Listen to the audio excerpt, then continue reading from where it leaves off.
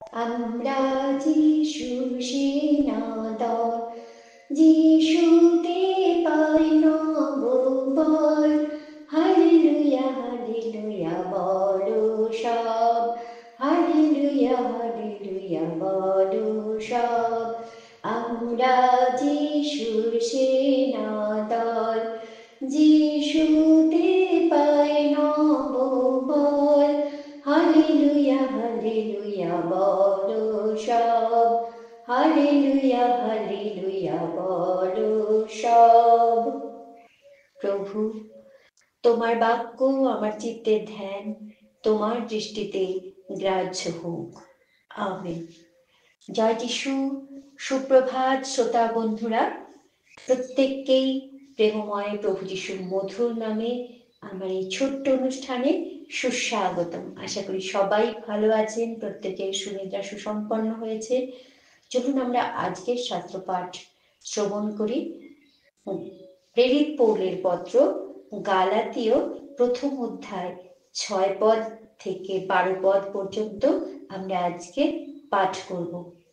আমার আশ্চর্য বোধ হইতেছে যে খ্রিস্টের অনুগ্রহে যিনি তোমাদিগকে আহ্বান করিয়াছেন, তোমরা এত শীঘ্র তাহা হইতে অন্যবিধ সুসমাচারের দিকে ফিরিয়া যাইতেছ। তাহা আর কোনো সুসমাচার নয়, কেবল এমন কতকগুলি লোক আছে যাহারা তোমাদিগকে অস্থির করে এবং খ্রিস্টের সুসমাচার বিকৃত করিতে চায়। কিন্তু আমরা তোমাদের নিকটে যে সুসমাচার প্রচার করিয়াছি, তাহা ছাড়া অন্য সুসমাচার যদি কেহ প্রচার করে, আমরাই করি কিংবা স্বর্গ হইতে আগত কোনো দূতই করুক, তবে সে শাপগ্রস্ত হোক। আমরা পূর্বে যেরূপ বলিয়াছি, তদ্রূপ আমি এখন আবার বলিতেছি, তোমরা যাহা গ্রহণ করিয়াছ তাহা ছাড়া আর কোন সুসমাচার যদি কেহ তোমাদের নিকটে প্রচার করে, তবে সে শাপগ্রস্ত হোক। আমি কি এখন মানুষকে লওয়াইতেছি, না ঈশ্বরকে? অথবা আমি কি মানুষকে সন্তুষ্ট করিতে চেষ্টা করিতেছি? যদি এখনো মানুষকে সন্তুষ্ট করিতাম, তবে খ্রিস্টের দাস হইতাম না। কেননা হে ভ্রাতৃগণ, আমার দ্বারা যে সুসমাচার প্রচারিত হইয়াছে, তাহার বিষয়ে তোমাদিগকে জানাইতেছি যে তাহা মানুষের মতানুযায়ী নয়। কেননা আমি মানুষের কাছে তাহা গ্রহণও করি নাই এবং শিক্ষাও পাই নাই, কিন্তু যীশু খ্রিস্টের প্রত্যাদেশ দ্বারা পাইয়াছি। আমিন। ঈশ্বর তার আপন বাক্যে আমাদের প্রত্যেককে আশীর্বাদ করুন।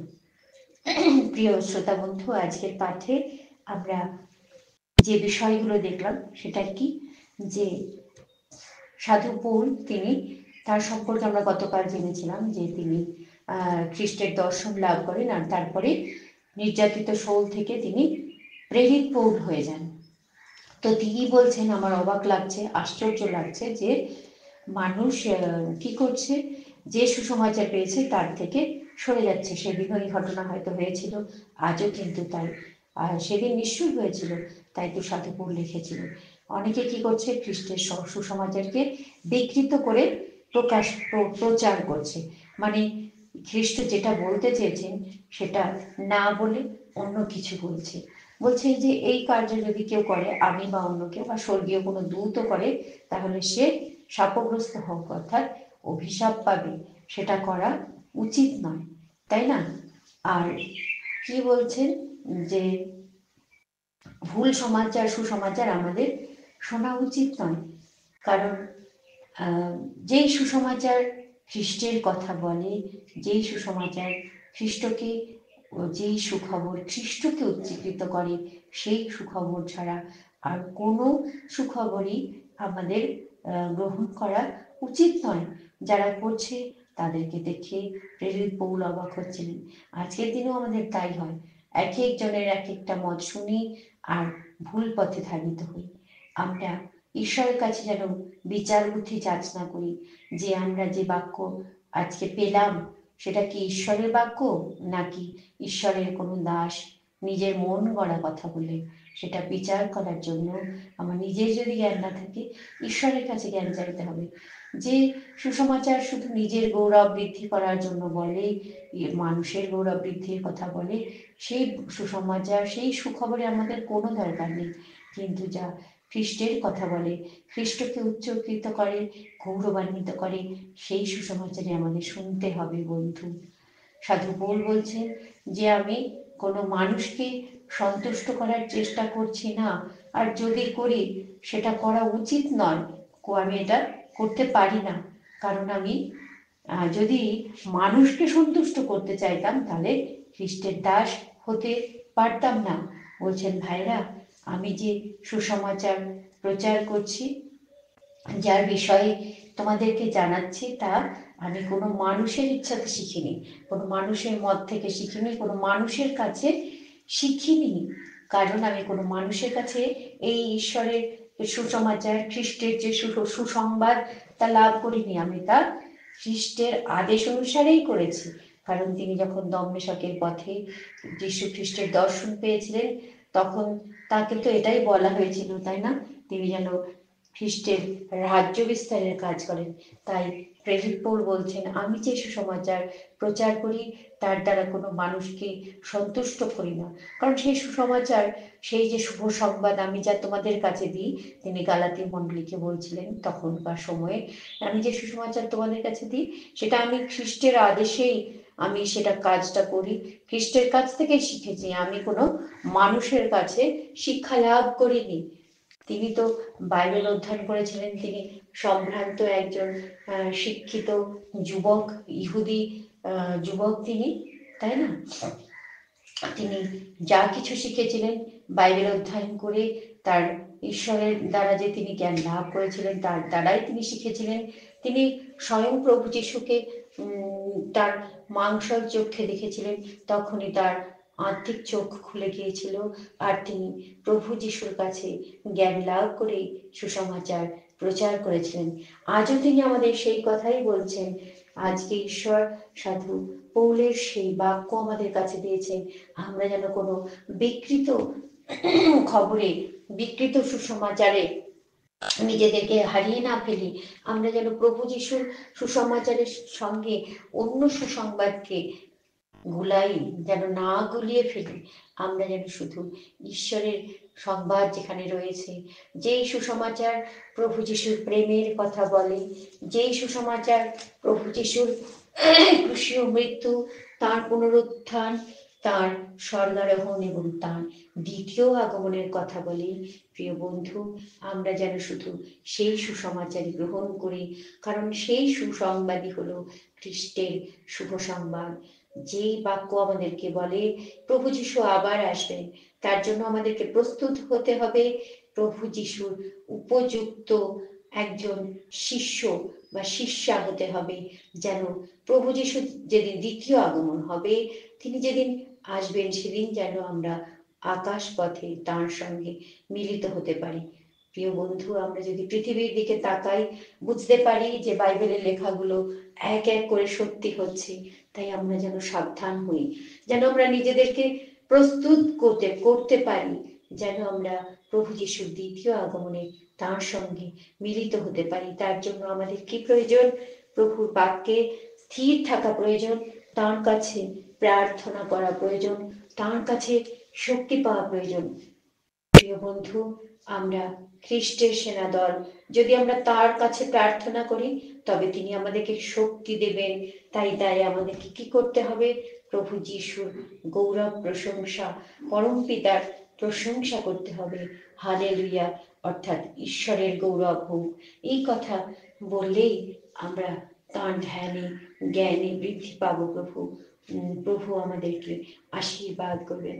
তাই চলুন বন্ধু, আমরা সমস্ত কিছুর জন্য আমাদের আত্মিক শক্তি বৃদ্ধির জন্য, মানসিক শক্তি বৃদ্ধির জন্য, নিজেকে সুন্দর করে রাখার জন্য, পবিত্র করে রাখার জন্য পিতার কাছে প্রার্থনা করি।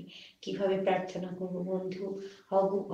ভববাদের 2 অধ্যায় 20 পদে পড়ছিলাম একটু আগে, যে আমরা যখন মন্দিরে, সদাপ্রভু মন্দিরে যাই, সেখানে ঈশ্বর উপস্থিত থাকেন। তাই যেন আমরা তাঁর মন্দিরে নীরব থাকি, যেন চিৎকার চেঁচামেচি, পরনিন্দা, পরচর্চা, হাসাহাসি, অনর্থক কথাবার্তায় নিজেদেরকে ব্যস্ত না রাখি বন্ধু। এখন আমরা এটাকে যদি মন্দির মনে করি, কারণ আমরা এখানে ঈশ্বরের চর্চা করছি, আলোচনা করছি, তার বাক্য, এখানে ঈশ্বর রয়েছেন। তাই আমরা যখন নীরব হই, নীরব হলে কি করব? আমরা ঈশ্বরের ধ্যান করতে পারবো, ঈশ্বরের উপস্থিতি উপলব্ধি করতে পারবো। চলুন বন্ধু, আমরা ঈশ্বরের উপস্থিতি উপলব্ধি করে নীরবে তাঁর চরণে নিজেদেরকে সঁপে দিয়ে তাঁর ধ্যান করি, তাকে আমরা উপলব্ধি করার চেষ্টা করি, তাঁর বাক্য যেন আমরা বুঝতে পারি, এবং আমরা যেন কোনো বিকৃত সুসমাচারে নিজেদেরকে জড়িয়ে না ফেলি। আমরা যেন শুধু ঈশ্বরের সেই সুসমাচার, প্রভু যিশুর সেই আগমনী বার্তার সংবাদ যেন বুঝতে পারি, আমরা যেন সঠিক বাক্যে নিজেদেরকে তৈরি করতে পারি খ্রিস্টের দ্বিতীয় আগমনের জন্য। চলুন বন্ধু, আমরা তার জন্য প্রার্থনা করি। Hallelujah, hallelujah, hallelujah. ধন্যবাদ, ধন্যবাদ, ধন্যবাদ পিতা ঈশ্বর, পুত্র ঈশ্বর, পবিত্র আত্মা ঈশ্বর, তোমাকে ভক্তিপূর্ণ প্রণাম, শ্রদ্ধাপূর্ণ ভালোবাসা জানাই। তোমার মহানামে ধন্যবাদ করি প্রভু, তুমি নতুন দিন, নতুন সকাল দিলে, যা হয়তো অনেকেই পায়নি, কিন্তু তুমি আমাদেরকে বাঁচিয়ে রেখেছো, তোমার বাক্য দিয়েছো, তোমার বাক্যের মধ্যে দিয়ে আমরা কথা শুনলাম। তোমার প্রভু, তুমি বললে আমরা যেন ভুল সুসমাচারে নিজেদেরকে জড়িয়ে না ফেলি প্রভু। তোমার সুসমাচার যেন আমরা বুঝতে পারি, তোমার সেই শুভ সংবাদ যা শুধু তোমার কথা বলে প্রভু, তা যেন বুঝতে পারি, হৃদয়ঙ্গম করতে পারি, এবং যেন তোমার বাক্যে আমরা শুধু তোমাতে স্থির থাকতে পারি প্রভু। তোমার সেই দ্বিতীয় আগমনের জন্য যেন প্রস্তুত হতে পারি। তুমি আমাদেরকে প্রস্তুত করো প্রভু। আমরা তোমারই সেনা দল, তোমাতেই পাই নববল। তাই তোমার গৌরব বৃদ্ধির জন্য ব্যবহার করো প্রভু আমাদেরকে। Hallelujah, hallelujah, hallelujah. ধন্যবাদ ও গৌরব ও জ্ঞান ও প্রশংসা ও সমাদর ও পরাক্রম ও শক্তি যুগ পর্যায়ে যুগে যুগে আমাদের ঈশ্বরের প্রতিবর্তক। আমেন। Hallelujah, hallelujah. প্রেমময় প্রভু, সুন্দর সময় সুযোগ দিলে তুমি আমাদেরকে, তাই ধন্যবাদ জানাই। যতজন শ্রোতা বন্ধু এই বাক্য শুনবেন, তারা সবাই যেন তোমার বাক্য দ্বারা স্নান করতে পারেন প্রভু, নিজেদেরকে শুচি পবিত্র করতে পারেন, তোমার দ্বিতীয় আগমনের জন্য প্রত্যেকে নিজেকে প্রস্তুত করতে পারেন প্রভু। তুমি আশীর্বাদ করো এই সুন্দর অনুষ্ঠানের মধ্যে দিয়ে প্রত্যেক শ্রোতা বন্ধুকে। এই প্রার্থনা করি আমাদের ছাত্র সমাজের জন্য, আমাদের যুব সমাজের জন্য প্রভু। তাদেরকে তুমি বিশেষ আশীর্বাদ করো, যেন তারা তোমার জ্ঞানে পরিপূর্ণ হয় প্রভু। জাগতিক জ্ঞানের সাথে সাথে যেন তারা আত্মিক জ্ঞানে পরিপূর্ণ হয়ে সুন্দর সমাজ গড়তে পারে প্রভু। তুমি তাদের আশীর্বাদ করো, যারা আমাদেরকে নেতৃত্ব দেন, আমাদের কর্মক্ষেত্রে, আমাদের পরিবারে, আমাদের মণ্ডলীতে, আমাদের দেশে, আমাদের রাজ্যে, সর্বত্র নেতৃস্থানীয় সমস্ত ব্যক্তিবর্গকে তুমি আশীর্বাদ করো প্রেমময় প্রভু, যেন তারা তোমার জ্ঞানে পরিপূর্ণ হয়ে তার নেতৃত্বকে সঠিকভাবে দান করতে পারেন। তুমি আশীর্বাদ করো আজকে সারাদিনে আমাদের যা কিছু কাজ রয়েছে প্রভু, বাইরে যাওয়া, ভেতরে থাকা, আসা, ঘরে কাজ করা, সমস্ত ক্ষেত্রে তুমি আশীর্বাদ করো প্রভু।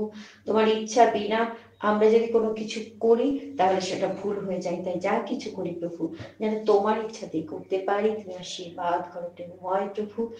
আমরা এই মুহূর্তে পর্যন্ত হয়তো অনেক অন্যায় করেছি, তা যেন আর দ্বিতীয়বার না করি সে বিষয়ে তুমি শিক্ষা দিও, এবং আমাদের সমস্ত অপরাধ আরো একবার ক্ষমা করে দিও প্রভু, এই অনুরোধ করি প্রভু। ধন্যবাদ করি, আমরা বিশ্বাস করি তুমি আমাদের প্রার্থনা শুনেছ, আমাদেরকে ক্ষমা করেছো, এবং আমাদেরকে তোমার সেই নতুন বল তুমি দান করেছো। তাই ধন্যবাদ সহকারে, ভক্তিপূর্ণ প্রণাম, শ্রদ্ধাপূর্ণ ভালোবাসা সহকারে এই ছোট্ট প্রার্থনা প্রেমময় প্রিয় বন্ধু প্রভু যিশু তোমার চরণে রাখি। দয়া করে শ্রবণ ও গ্রাহ্য করো। আমেন। হে আমাদের স্বর্গস্থ পিত, তোমার নাম পবিত্র বলিয়া মান্য হোক, তোমার রাজ্য আইসুক, তোমার ইচ্ছা সিদ্ধ হোক, যেমন স্বর্গে তেমনি পৃথিবীতেও হোক। আমাদের প্রয়োজনীয় খাদ্য আজ আমাদিগকে দাও, আর আমাদের অপরাধ সকল ক্ষমা করো, যেমন আমরাও আপন আপন অপরাধীদিগকে ক্ষমা করিয়াছি। আর আমাদিগকে পরীক্ষাতে আনিও না, কিন্তু মন্দ হইতে রক্ষা করো, কারণ রাজ্য, পরাক্রম ও মহিমা যুগে যুগে তোমারই নামে হোক। আমেন। জয় যিশু, প্রেজ দ্য লর্ড, জয় মাসি কি। সমস্ত প্রিয় শ্রোতা বন্ধু সবাই খুব ভালো থাকবেন। আজকের দিন সবার খুব সুন্দরভাবে অতিবাহিত হোক। ঈশ্বর সবার মঙ্গল করুন, সবার ভালো করুন। Have a nice day, take care.